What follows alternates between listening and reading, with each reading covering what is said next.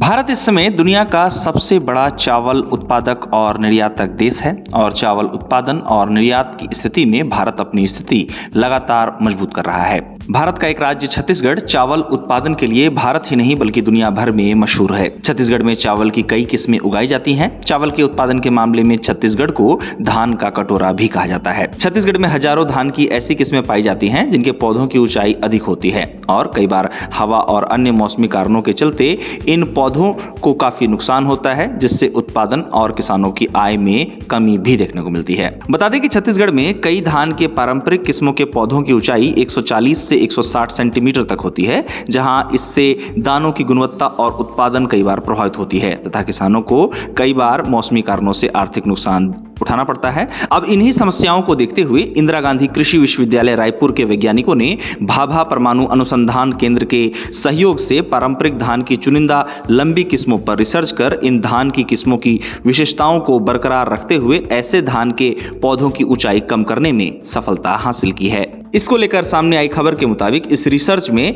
कृषि वैज्ञानिकों ने रिसर्च के बाद धान की कई लंबी पारंपरिक किस्मों के पौधों को छोटा करने में सफलता पाई है, जहां इनमें बौनी सफरी, बौनी लुचई, बौनी जावा फूल, बौनी दुबराज और बौनी सोनागाछी जैसी किस्में शामिल हैं। बता दें कि इन धान के किस्मों के पौधों की ऊंचाई लगभग 140 से 160 सेंटीमीटर तक होती थी। वहीं वैज्ञानिकों ने इनकी ऊंचाई को घटाकर अब करीब 110 सेंटीमीटर तक करने में सफलता प्राप्त की है। बताया जा रहा है कि इससे फसल के गिरने की समस्या काफी कम होगी और किसानों के लिए इन पारंपरिक किस्मों की खेती आसान भी होगी। बताया जा रहा है कि धान की इन किस्मों को बोना करने का उद्देश्य केवल पौधों की ऊंचाई को कम करना ही नहीं बल्कि पारंपरिक धान की विशेषताओं को भी बनाए रखना है। साथ ही कहा जा रहा है कि इससे किसानों को एक तरफ पारंपरिक और बाजार में पसंद की जाने वाली किस्में मिलने के साथ ही बेहतर उत्पादन और खेती में कम नुकसान होने की उम्मीद है। बता दें कि धान की इन किस्मों के बौने स्वरूप में विकसित होना किसानों की आय को बढ़ाने वाला भी बताया जा रहा है, जहां बेहतर उत्पादन क्षमता के कारण किसानों की प्रति हेक्टेयर आय में भी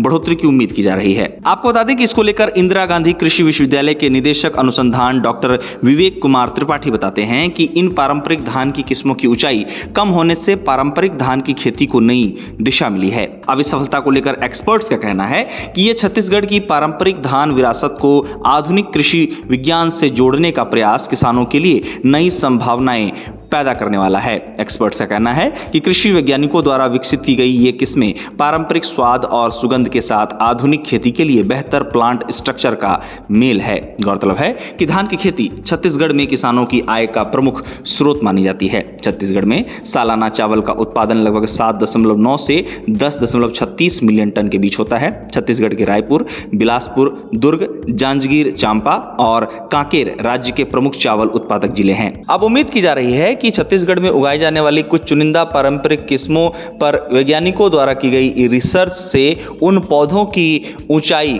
कम करने में मिली सफलता से किसानों को काफी लाभ भी होगा और किसानों की आय में इससे बढ़ोतरी भी होगी।